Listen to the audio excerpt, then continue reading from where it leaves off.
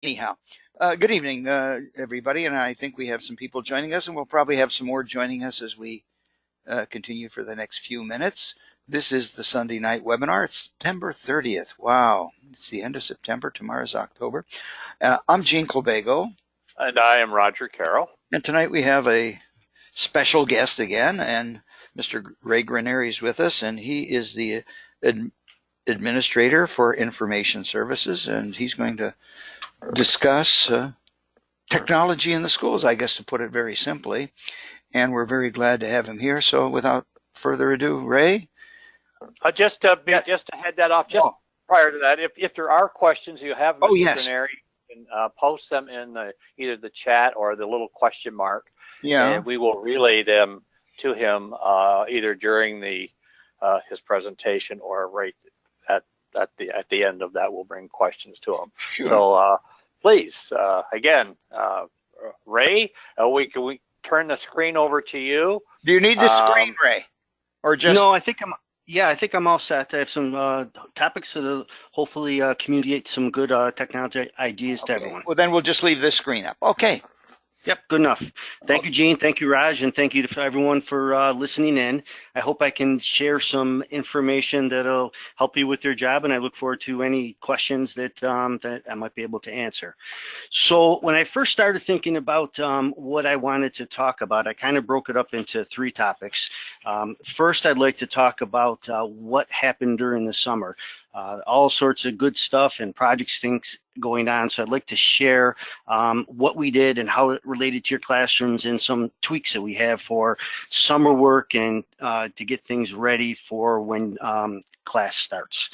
The second thing I'd like to talk about is some ongoing projects that are happening through the 2018-19 school year. Not day-to-day stuff, but some projects that are technology related, especially with the classroom. And then lastly, I'd like to talk about actually two documents, and Roger's well aware of these because he was part of the technology committee that was charged with putting together and crafting two documents. They're both 3-year plans, and they're both requirements for the district, and have to be posted on the website, and they need to be really there as a part of the requirement for all sorts of funding and grants and the Smart School Bonds Act, and really this most important role these two plans is to provide guidance of what we're going to do. And they are the District Comprehensive Technology Plan, which consists of SMART goals and action statements, and really is a kind of a quantitative document. There's a lot of information there as far as how many laptops we have and infrastructure, and it's really more of a quantitative tone. The other plan we have is the Instructional Technology Plan, and that does include the common denominator between these two plans. They're the SMART goals and action steps, which I'll talk about a little bit later. But this is the big change, is that it's a more of a qualitative document. It's how are you going to do things? What is your funding? What is your plan? So they're both 3-year plans. The technology committee did a great job in working on this. We started in January, and we needed to get them submitted by the end of April and May. So I'll talk about that a little bit more, but those are kind of the three topics that I wanted to talk about and that I hope is beneficial, sharing some information, and at the end of the day, it makes your job easier. So let me share, starting off with some summer work that we did, which is very busy. It's always, it's kind of funny sometimes, because when, people ask you work for the school district, oh, wow, that's great, you have your whole summers off. And that's not really the case for anybody, I don't think, anymore. It's really a year-round activity, and in some respects it's very busy for us, because that's our time to try to do things that you just can't do during the school year, support some activities that are happening now, and also get ready for the start of school. So it's a busy time. One of the things that we did that we have to do more of, and it relates to student devices.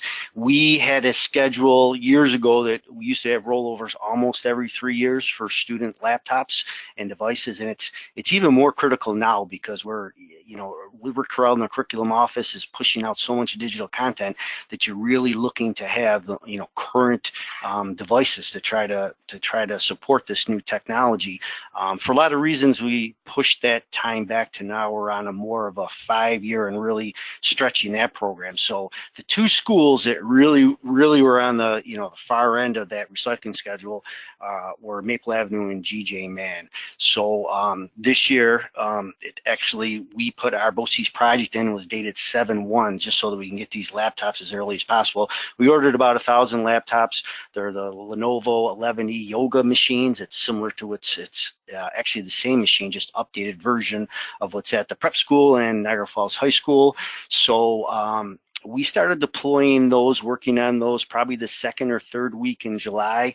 And I tell you, I could probably talk to you about 15 minutes of the work that goes into actually pulling out all those devices, doing the inventory work, getting the new machines, rewiring the carts. That could go on for a while, but it all worked out well. Maple and GJ Mann are the most equipped schools in the district. We had a parent technology night with Tina Smale and GJ Mann to kind of showcase these new devices, and it was just really neat to see you know, this new tablet. It's actually a laptop that can flip into tablet mode, and it was just nice to see that technology and parents getting a chance to see that. So it was a nice night. So that was something that kept the network guys fairly busy.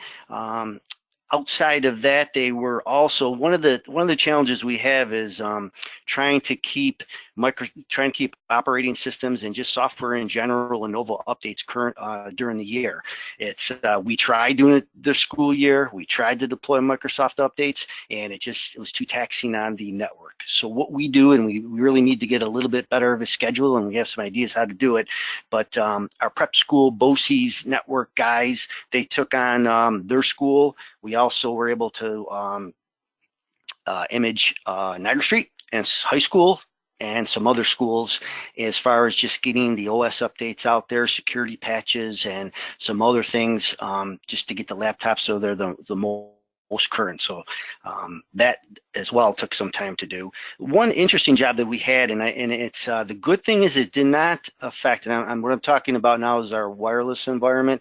We use a system called ICE. It's a Cisco management system for our wireless environment, and for the most part, things work pretty well when you're inside our network when we're using one of our district devices.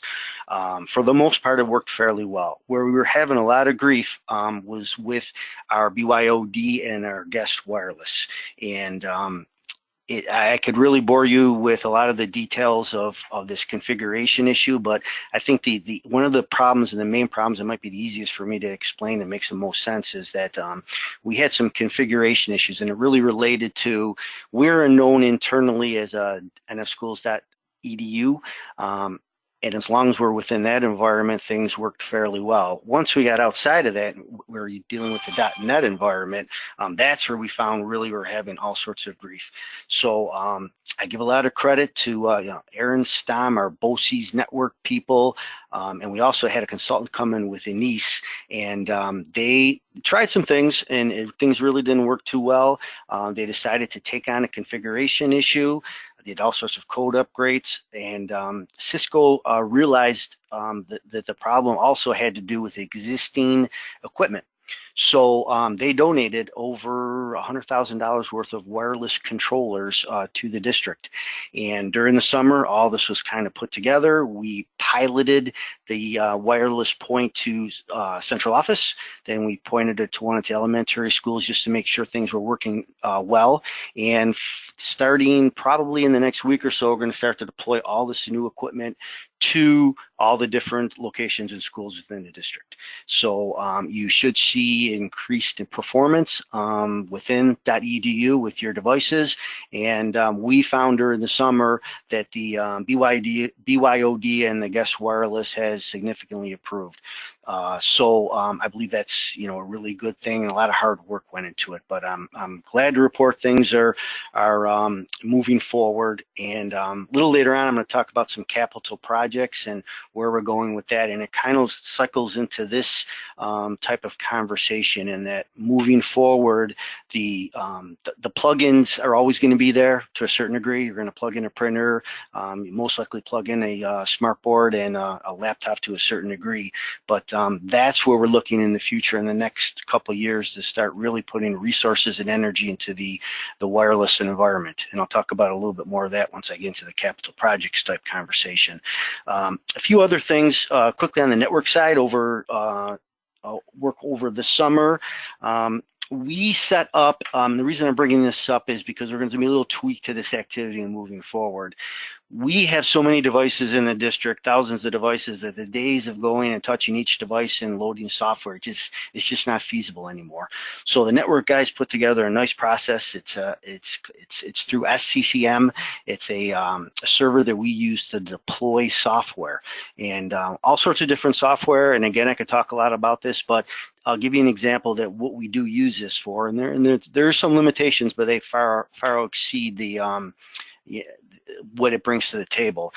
We use SCCM to deploy things like the NWA browsers, all sorts of different software environments. We're going to use it for the Ames Web rollout, and it really does work well, but there's a process involved within it. And the process, which you probably know, is that your laptop needs to be turned on. It doesn't need to be logged on, but basically there's a token that runs around the district. So I use the example of this SCCM token starts off at Maple Avenue School, and it's going to start cycling through the district till it gets all the way out to GJ Mann.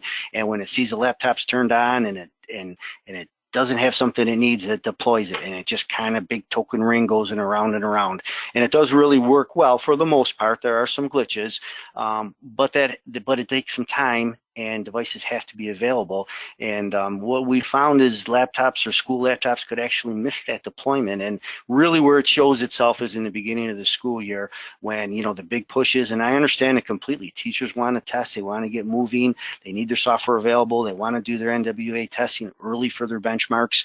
And sometimes it takes some time or there's some frustrations involved. So we've been talking, the superintendent and technology committee and finance committee, and we're going to see if we can tweak some of that activity to start the process, maybe moving this into summer work, so that because we just have so much technology and ingrained, that we can do some of this deployment and the physical activity of opening up laptops and at least turning them on will be done, so that things will be even more ready for teachers when they come on. So I think that's a good thing, and we always got to look to get better on things. A few other things that we do during the summer are again, on the network side, just to give you a little flavor of what's going on with some of the background work they do, there's all sorts of hardware, firmware updates, printer maintenance, all these things that are behind the scenes so your technology works well in the classroom. As far as systems go, we did have some piloted software that was rolled out. I know we've all heard about Amplify and some of the new digital tools. A little bit more on the administrative side. We instituted new student health office management software. We got rid of the old package that was a client server environment and brought in this package called Health Office Anywhere. That's rollout has been going fairly well. We also had a rollout of Ames Web, just a new system. We had more of an older system now. We're now running with Ames Web Plus that has some new functionality, and things are going well with that. I could probably talk about what the systems people do with rollovers and system prep work for about a half hour. Is a big part of that for a lot of years, and it's just it really is with more and more technology being rolled out and ingrained within the classrooms. It's just amazing the work that has to happen in order, number one, to close down systems and report all the state stuff as necessary at the same time, getting ready for the new school year. And it's all really contingent upon what Tom Friedhoff does with Power School and how he works with BOCES to first get the environment ready. There's a lot of prep work that happens with the school clerks to do that. The first piece is we actually move the prep schools and the high schools. They kind of work out in a separate area. We move that into the live Power School. Then all the elementary schools can get on board.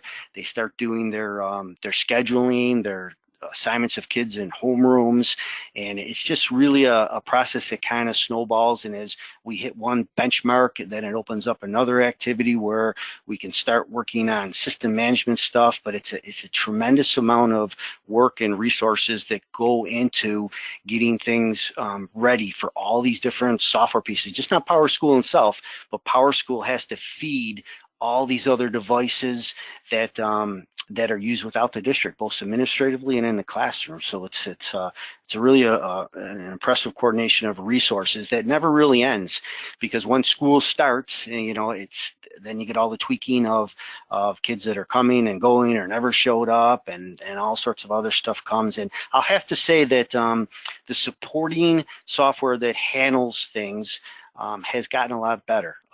There's a lot of things, pieces of software that manage that back and forth data between these systems has gotten a lot better. So things have improved. A few other things within the systems that you'll see, some report card modifications. Some are tweaking of standards, and then there's also some actual modifications to the report card itself. And then while all this is going on, we have the ELP, which uses a lot of technology, the BOCES Summer School and camps. So summer is a pretty busy place here in IS, and I'm very lucky. There's a lot of dedicated people working very hard to get this done.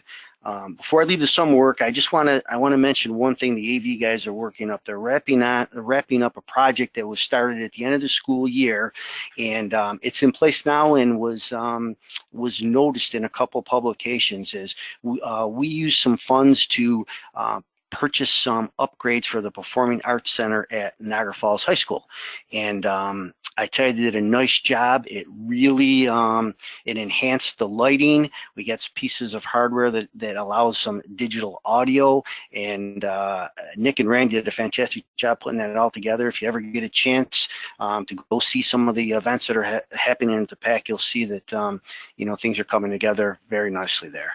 So that was our summer in IS. I'm sure I missed a bunch of things, but it was a lot of good work that happened.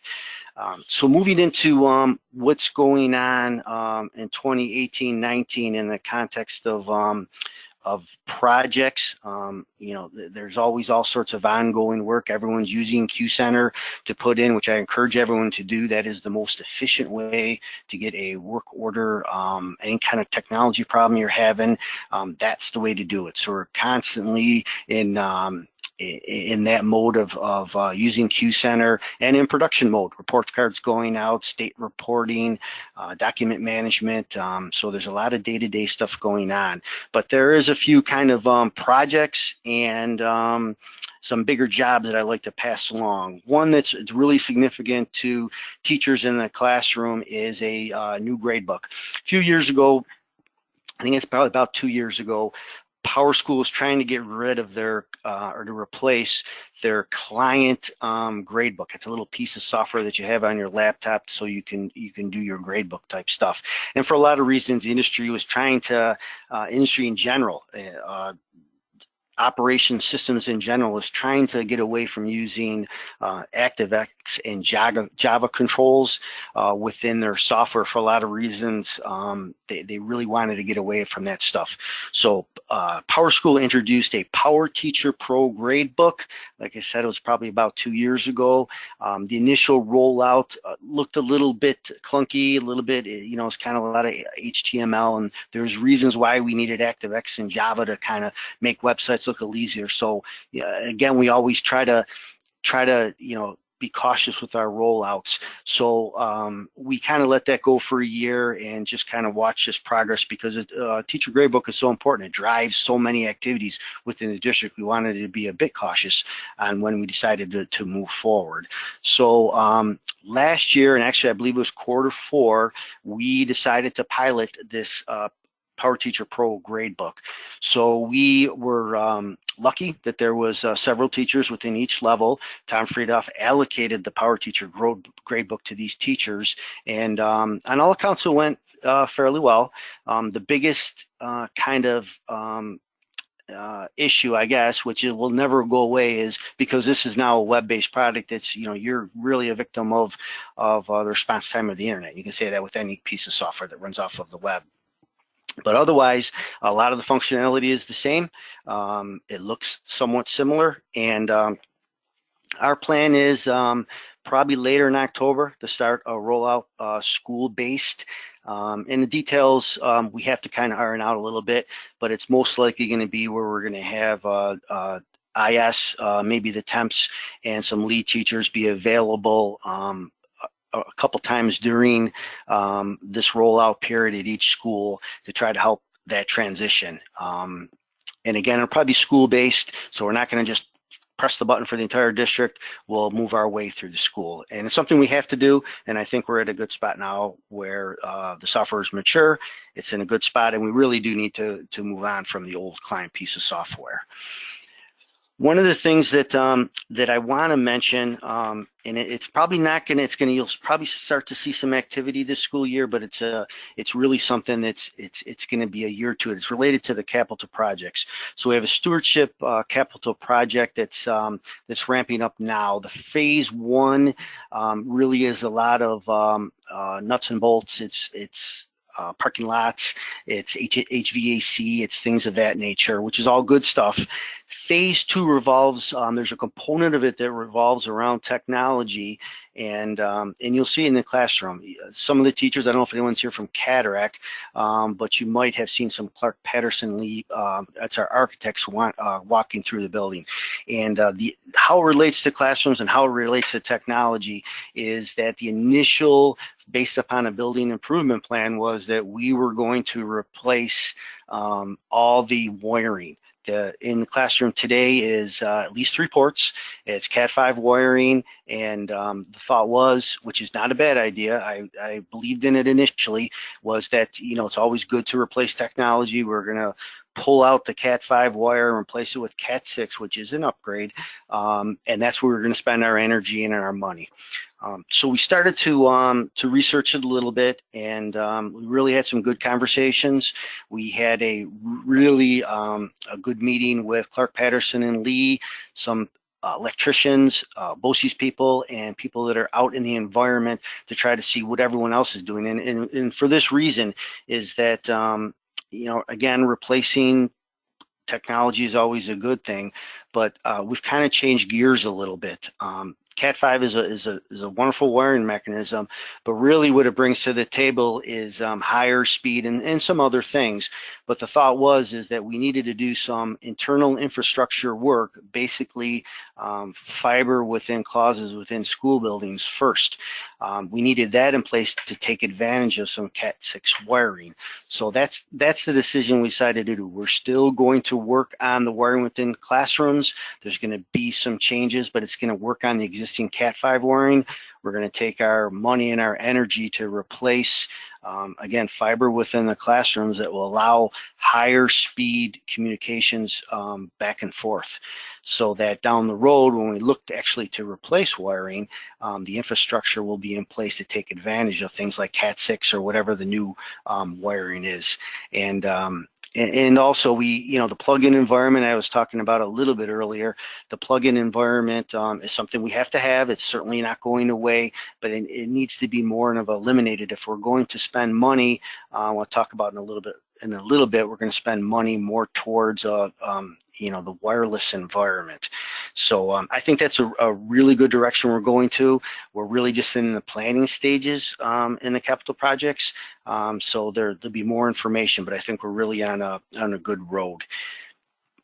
A few other things of interest in the classroom. I know we were talking about earlier, just before the webinar started, we were talking about ADA compliancy, and the district has some wonderful tools to help with ADA compliancy. There's actually a piece of software that it's really neat to see. Diane Spicone was working on it. We purchased it from BOCES, and it's really it's kind of a grid that you throw over a website, and it's all color coded to tell you where your deficiencies are, where you need to improve things, and it's really a really functional piece of software that pinpoints where you need to change a website, where you have deficiencies related to ADA, and also things in general. So it's a nice tool that'll help our websites look better and more functional for the classroom. And we also purchased just recently, because we're looking at apps, and we purchased developer apps for Google Play and iTunes. So we're going to start to look, we work with templates and some other things, but we're also trying to get ourselves in a spot where we can develop apps that can be pushed out to our app and look towards the future and how we can share information. So so that'd be some interesting work coming forward. I have a few other things, but what I'd like to do, I just want to make sure that I have time if there are any questions in the end. And I also want to talk about these plans that I talked about earlier, the district technology plan and the instructional tech plan, because especially the instructional technology plan, this is all about technology in the classroom. It's all about software that's used in the classroom. It's different kinds of software, how it's used, professional development, and then the whole network that surrounds it. So I'd like to spend a little bit of time talking about this. Roger's well aware of this. As I said earlier, he was a big part with the technology committee of coming up with these plans. So so again, it's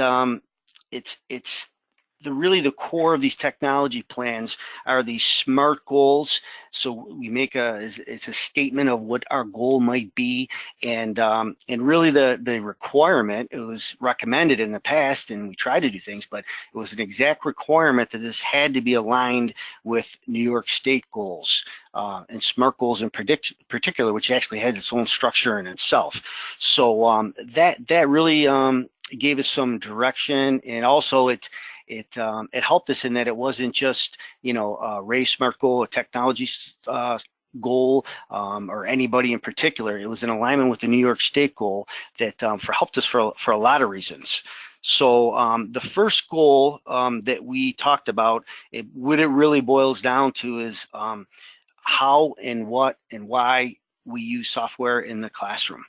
That was our first goal that we decided to align with the New York State goal.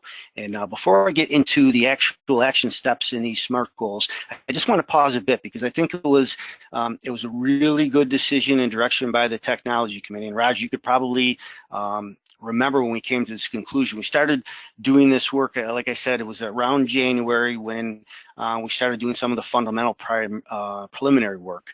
And then we started to get into these actions of what we need to do, and we were struggling for about half of the first meeting, because it's so difficult to try. We're trying to plan out for the next 3 years, from 2018, July 1st, 2018, all the way to June 30th of 2021. And with anything, especially technology, it changes so fast that we're finding it difficult to say we're going to do this or we're going to do that, because for that reason, what we decide today which we found already, may not be applicable or the right thing to do in a couple months or a year or 2 years.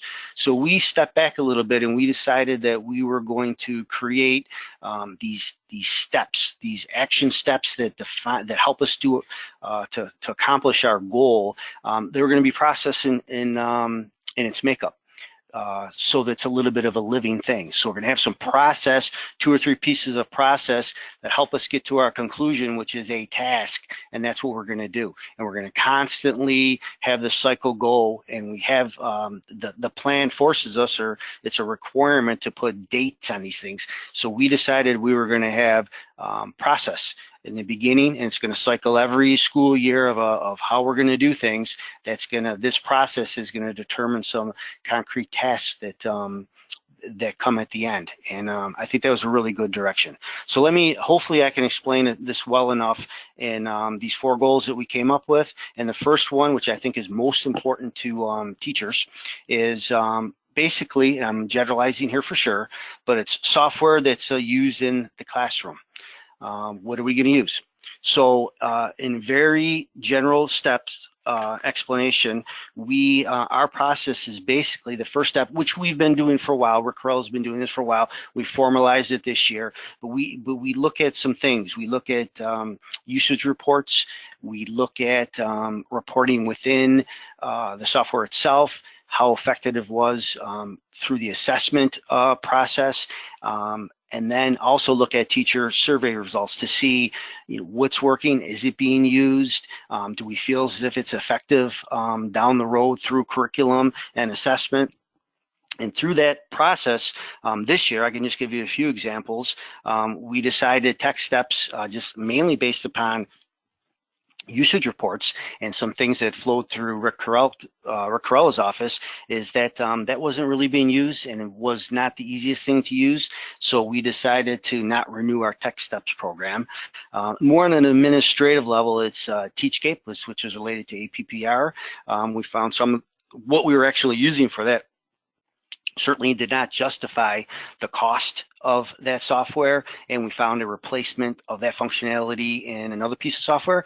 So we were able to save the district a pretty hefty cost on Teachscape. And then we reduced some licenses. Things of the Waterford software just really wasn't being used in the manner or the volume that we thought we were. So that was some of the good things that that came out of using that initial process. And again, this is not new stuff. It's just formalizing stuff that we did before. So the next two steps really kind of like, so what are we going to do next? What is, what's going to replace stuff? What's coming out new? What can we look for to software that'll help in the classroom? So we always have to lean on the ISTE standards. That's that's what the district adopt. That's a list of things that that has to be comprised in software, or we just don't look at it. So we make sure everything is within an ISTE standard framework that the software supports.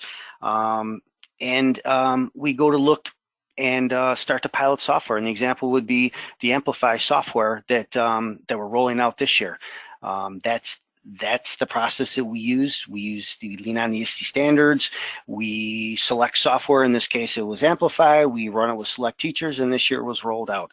So that's a bit of the process. Again, I'm overgeneralizing, and when Rick Carella comes on in the next week or the following weeks, he can talk about it in a much better manner than I can.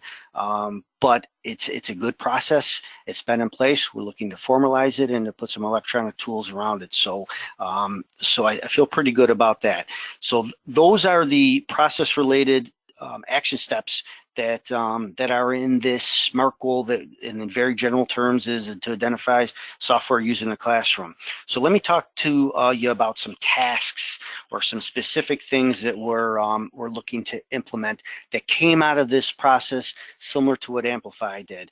One of the things, and it's a charge that's been around a little while, it's a data dashboard, and it's for teachers. We spent about a year ago, the early parts of the school year, before we had to start working on these technology plans, we started looking at a data dashboard solution. We looked at a couple different vendors and had some teachers come in and take a look at it, which is always helpful. I'm always welcome teachers in this process, because at the end of the day, they have to use this. But basically what this software would do is it would provide a teacher with a dashboard, and within that dashboard is all sorts of data that revolves around their kids. So it can help you identify where you have deficiencies, and it's much more. Right now we use Certica Solutions and TestWiz, and if you've seen those reports before, they're good reports, but they're just a little bit dated. This really brings it to the next, or even the next level of how you can look at your data, and it's all sorts of. The data comes from all different avenues, and you can customize it, and it's a solution that I think would be a big benefit in the classroom. So so that's a charge that we've had, and it's almost in a good way that we had to kind of put the brakes on that a little bit to move on to some other things, because another task that we want to look at under this SMART goal is the institution of a learning management system, which is a variety of things. And what we've found is that today learning management systems are evolving where the things that we used to see in a standalone data dashboard is now being pushed into this learning management system. So it's in a way it's kind of good, and that's how things, how fast things can change within technology, is that we now, and we're going to start looking at vendors in the next couple months.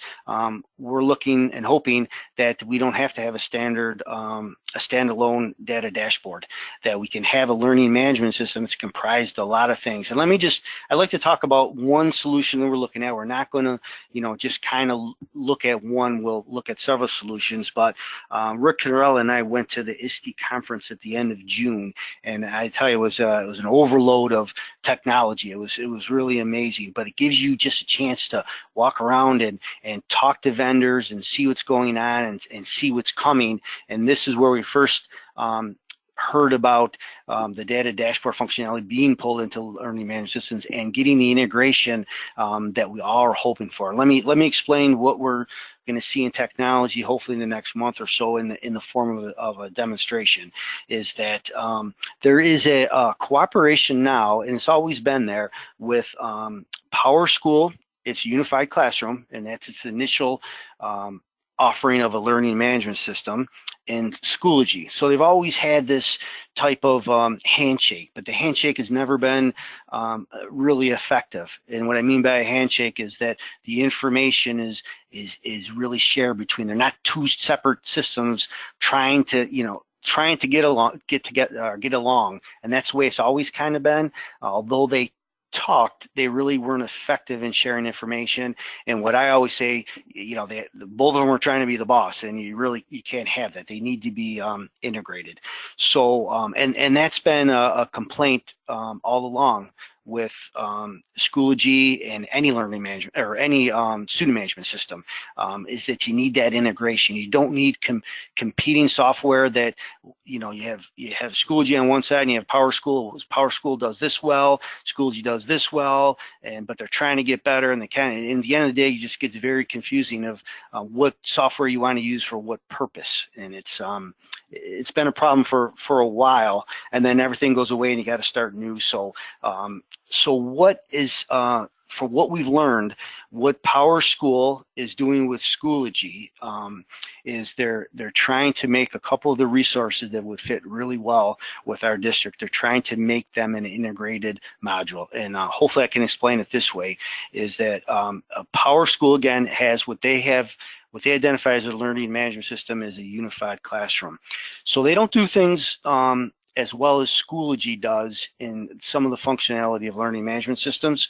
So they are partnering much more strongly with Schoology and integrating much better, so that it's going to be a little bit more seamless.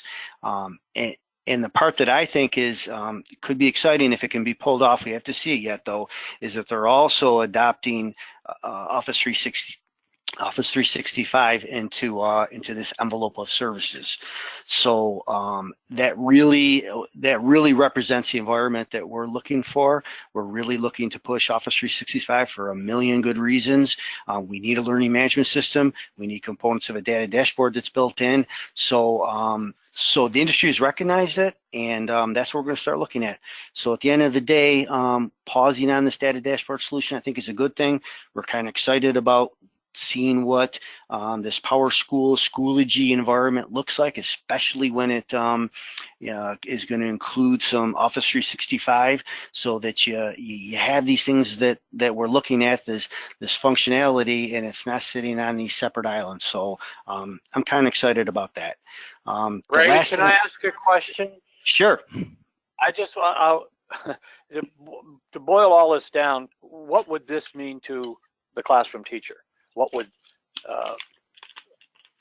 PowerSchool, Schoology, and 365 all running? What is it going to mean for them on a day-to-day basis? Well, a lot of it, we're going to find out more about this when we get when we get PowerSchool in, which I'm hoping is going to be in early November. But really, it's going to be the coordination. So maybe I can explain it. At least my knowledge of what I understand it now is that is everything is going to be kind of integrated together. So say that you're using Schoology and some of the functionality that it has in a learning management system. That's going to be easily transported right to your gradebook. So if you're using a component of the learning management system within Schoology, it's going to actually flow through to your gradebook and PowerSchool. That's going to flow through all these results, whether it's something within a gradebook that you're using in PowerSchool, maybe some functionality within a unified classroom, is all going to flow. Number one, which is most important, to a report card and to New York State assessments, but it's also going to flow to, I think I'm going to finally answer your question, is to this data dashboard that a teacher now can see all these results in front of them, whether it's based upon something that Schoology and the learning management system generated, whether it's something that came from a gradebook type environment, or and this is the big or, hopefully something that's generated within Office 365. So you're kind of a marriage of those three environments to port that to a data dashboard, so a teacher can make some decisions about what's being effective, what's not effective, even down to the student level. So I don't have a real, because this marriage between, or a stronger marriage between Schoology and PowerSchool was really just evolving towards the end of last school year and over the summer. So I don't know if I answered your question completely, but it's something that is evolving, and we're going to take a strong look at it. I'm just, consider like the classroom teacher is going to power up when they walk into the classroom on any given school day, and yep. What are they going to see? And is it going to be really transparent to what they're doing, but transparent but integrated with the curriculum or and the grading and so on? Yeah, well, the one thing for sure though, and that's where the big rub, at least for me and for Rick Carell and a lot of people, is that at the end of the day, somebody has to be the owner of the data, and the owner of the data has to be PowerSchool, because that's where the gradebook resides. When we get data, when data is pulled out of our system for New York State reporting, it comes from PowerSchool. So that has to be the owner. That has to be what drives things. Underneath that has to be the kind of the things like a data dashboard or a learning management system like Schoology or Office 365. That has to be beneath. And one of the and I had it demonstrated to me because I wanted to see it with Schoology right now, is that, and it's a good business decision, and I'm sure it's true with every learning management system, is that they want to be the owner, they kind of want to be the boss. So when they were demonstrating things, they were showing how Schoology and setting up practices or data collection that exists within Schoology. Schoology is the owner of that data, and it's a conscious push to push that data to PowerSchool if it can be pushed. And that just I believe it would provide too much confusion. If I was a classroom teacher, I'm saying, yeah, I really like the components of what a learning management system can do, but where's the data set, and did I push it or didn't I push it, or I forgot to push it and it's missed. So at the end of the day, the PowerSchool, that's the environment, that's when they come into school and they power on their laptop, that's going to be the driver, that's going to be the owner of information, and things that reside in a learning management system or a data dashboard, that's going to be secondary. So I hope that helped. Well, I think I'm going to check with someone. I think we may have a question, but continue, and then I'll get back to you. Okay. The last thing I want to talk about as far as software in the classroom is one of the topics we talked about is to introduce blended learning tools. And right now we're doing things like virtual field trips and video conferences. And one of the new things that actually we're going to be looking at in technology in the next actually, it's the first 2 weeks from today, not today, obviously, from Tuesday, is Lenovo is going to bring in some virtual reality tools, some class kits that from demos look pretty good. Again, they have to be ISTE based and provide classroom instruction, but it's going to be interesting to see how this looks and how it can be introduced into a classroom. So that should be pretty neat to look at. So I'm going to move on. I know we're getting a little late here in time, and I'm going to talk real quickly about some of the other goals that we have within our instructional technology plan. The second SMART goal really talks about the equity of technology, and there really is a strong special education influence, and I think Brian Rotella was a big help in trying to decipher through some of this. But again, this follows the same kind of process that I hopefully explained as far as how we use process to try to define what we want to do, and then this process resolves to actual tasks that we can use, and this kind of continues to roll. But very quickly, our process for our SMART goal number 2, which is very generalized, is the equity of technology, is that the first thought here was that that we needed to do some we needed to get a base of what we had, and especially with how it relates to special education resources. So the first kind of thought here is that we're going to see what we have, just because it's specialized, and we want to categorize things, and we kind of did that during the summer to get a jump start on it. And it was part of this plan actually is to gather all the information we have, to define what gaps we might have, and to categorize things to say, okay, this could be used here, this can be used over at this piece. So I think we got a really good handle on that process. And one of the pieces that was identified in our conversations was we needed a process to continue to present, train, and support staff with all these tools that we might have. So we have some nice thoughts on how to roll that out. So that's very general and very quickly. I'm sorry, I'm kind of talking fast now, but we did resolve to a few tasks in hand. Some of the tasks were, one of the tasks we got a good start on is we're looking to partner to help us to create an assistive technology evaluation process. Over the summer, we went with an independent consultant that kind of helped us. And basically what we're looking to do is just to get a roadmap. When a student comes in, special education or not, and they need some sort of assistive technology or specialized technology, we want a roadmap or a map that's going to help us identify what we need to do, what we need to purchase, how we need to train, how we need to roll this out. We're meeting with UB next week to also see what they might do for us. And at the end of the day, we're going to partner with somebody that's going to help us to devise this plan that'll, I think, bring some more direction on how we handle assistive technology, which was a big part of the New York State goal that we selected to align some of our action steps with.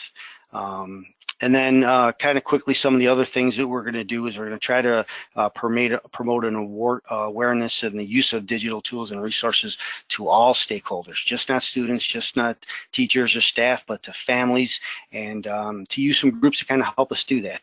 So that kind of comprises very quickly and very generally what we're going to do with our instructional technology plan and SMART goal number 2 that aligns to the New York State goal of providing equity and assistive technology to, mainly, again, the focus is a bit on special education, but it's much more than that.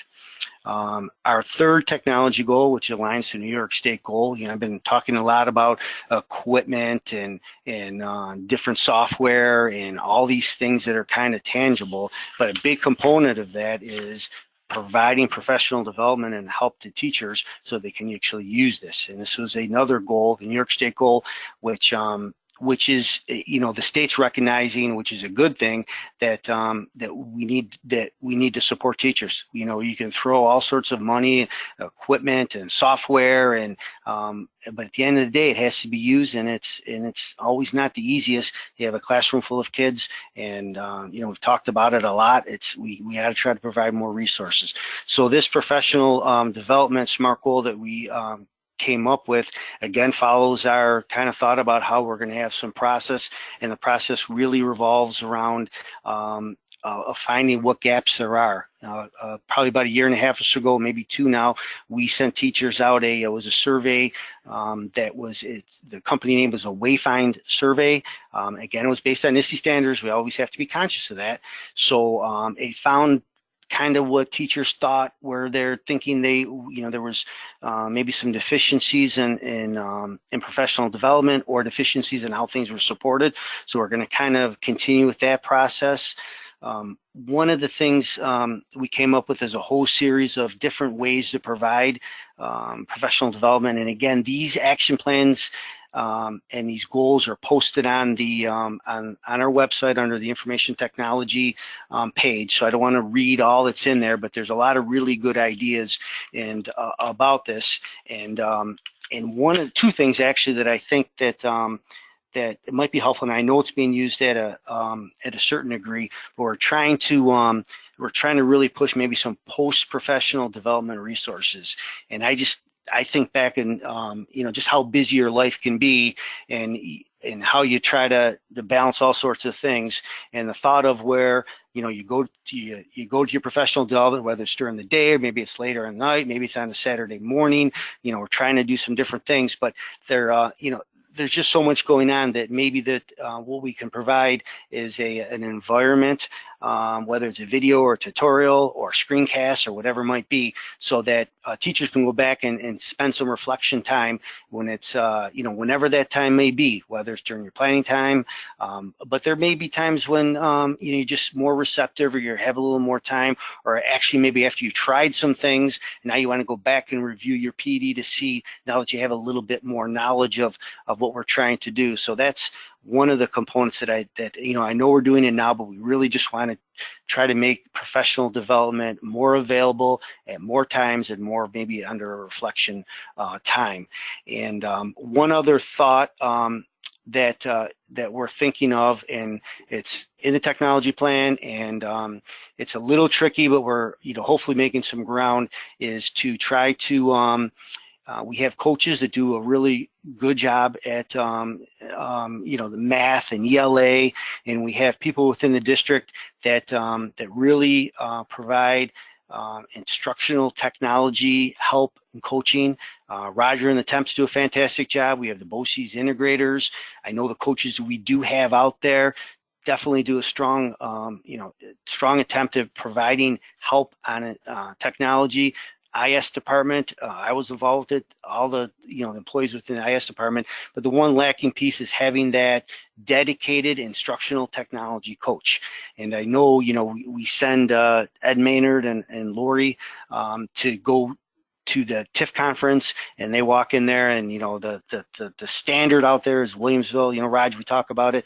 The team of technology integrators come rolling in, and there's 9 of them, and they get to do all sorts of things. And that's the one piece. We have a lot of really strong components, a lot of people that try hard, but what we're trying to do here is, whether it's through grants to fund them, Stan Wooten and Rick Corella and I, looking around at some grants, and we might have some opportunities, but that's the other piece in the context of professional development in this action step, is to try to get that presence here in the falls, and it's all revolves about trying to help teachers use all this great technology and equipment we have. So that's the SMART goals related to professional development. The last one I'll just talk about really quickly, and it's actually more in my wheelhouse. It's the New York State goal that we aligned this to, is all about robust, secure, and current networking devices. It's all maintaining so that when you go to use all the stuff we talked about, it's sitting on a structure that's updated, it's current, and it's robust. And it really is something that that New York State is identifying by. I can see some of the BEDS questions that are coming through, is that they just want to ensure that we have this environment, and I think we're in a pretty good spot. We have a good plan moving forward, and I think this piece is working well. So, okay, Raj, I've been talking for a while, so I hope some of this made sense.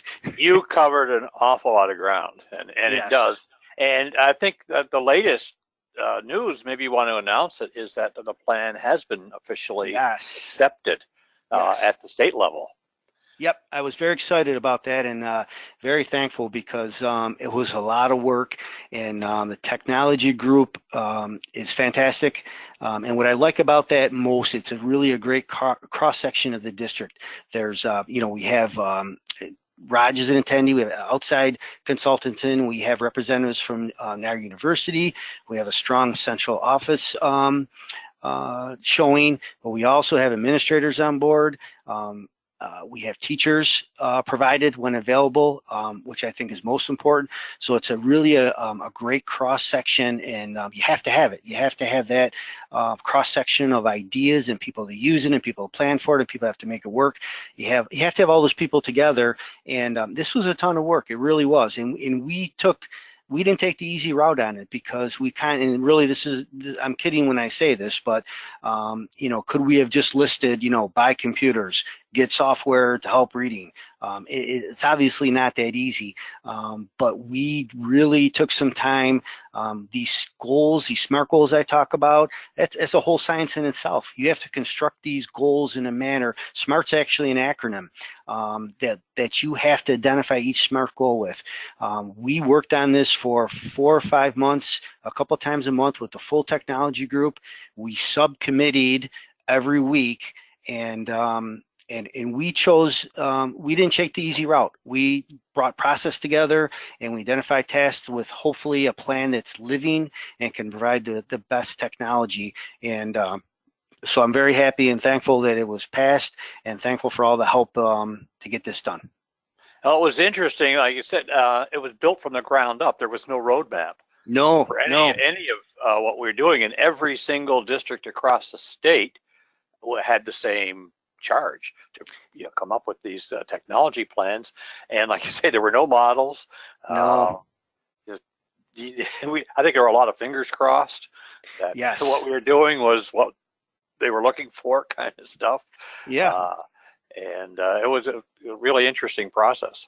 Yes, it was a lot of good brainstorming, and that was it. You're exactly right, Raj. It was Rick Carella, Melissa Cacciaroni, and myself went to BOCES. I think it was January 8th, I want to say, and we got a PowerPoint presentation, and we were on our way. So maybe that was by design, and the review process was rigorous. And we had to pass through a couple different approval processes, and kind of the part that especially made me pause is that we submitted our plan. It was due May 15th, I want to say. We submitted our plan at the end of April, and new guidance actually came out in the summertime. And fortunately for us, and I don't think it's fortunate, I think there's a lot of hard work went into it, but we just had some subtle tweaks that we had to do. And it was more of on a management context. And the qualitative piece of this is that, we listed stuff, but we also had to show that we had funding. We also had to show we had the resources. So ours was just a tweak. But thanks for reminding me, Raj. It was the part of it, there was no structure. We were on our own, and I think we have a solid plan. Yeah, it was a fascinating process. Just a couple of questions all related to what you're talking about. One is a very general question about the adoption of the PowerSchool, the new grade book. Will it or will it not be a completely different platform? No. It's actually very similar, and really the functionality wise, it's not like it was a bad product. It was really driven by the fact that really two things. The first thing, that it was a client piece of software, and what I mean by that, it was actually loaded on your laptop, and we were trying to get away from that kind of technology. And then the second piece was that industry in general was trying to, and it happened across the board. HRO software. They're trying to get away from embedded ActiveX or Java because it's a host for all sorts of different kind of grief. So what software vendors did is they started with an HTML product and then kind of rebuilt that model. So functionally, I don't think you'll see much difference because it actually was a pretty good tool. It was driven by some other things. And I think probably the user interface is going to be modernized, yes, cleaned up a little bit, probably still fairly intuitive for the processes that teachers already use. Yeah, the thoughts of store codes are the same. You'll still see F6, L1 categories remain the same. Standards are all the same. So the feedback that we got from the teachers, the piloted teachers, was mostly good. And like I mentioned earlier, it's, you know, the grief was sometimes there's some internet contention. Yeah. So, and it's going to be planned. You know, I hope your group will be able to be involved. We'll have IS staff on, and just very loose, kind of very preliminary plans. You know, we're going to say, let's take on Maple. We're going to roll them over in the middle of October, and on these dates, we'll have support ready in the STEM room to help any teachers through the transition. Yeah, So, it's kind of like when you get a new car. It's yeah. kind of, you know, Oh, a yeah. new dashboard. How do I turn the wipers on and that kind of stuff? But it's all there. It's just going to have Yep. different look to it. Yeah, I don't think it'll be a big lift. I honestly don't. Yeah, I from what I've been told and understand, I think you're right. But again, until teachers see it, Yep. there's just that little bit of, you know, okay, is it, how new is it? Right. We're practically at 9 o'clock here. Urge people to, if they do have questions, and we had some that we were able to address, put them into the follow-up survey that will be sent your way in about an hour time after we close off the webinar, and we will get those to Ray. And any concerns that you have regarding this, you're going to hear much more about it, of course, as more things get rolled out. And Gene, you want to chip in? Just want to thank good Ray evening. for joining. Just want to thank Ray for joining us, and thank everybody else who's joined us. Hope you'll join us again soon. We'll be having the October webinars up probably tomorrow. And Yeah, we'll have to talk about yeah. some of the scheduling and stuff, but Yeah. look for those announcements via email and so on. Sure. And Yeah. And with that, again, yes, thank you very much, Ray. And We'll wish everybody a good night. evening. And Yes. Yep. Thank you, everyone. okay, we will end the webinar then. Thank you. Good night. Yes. Good night, all. Thank you.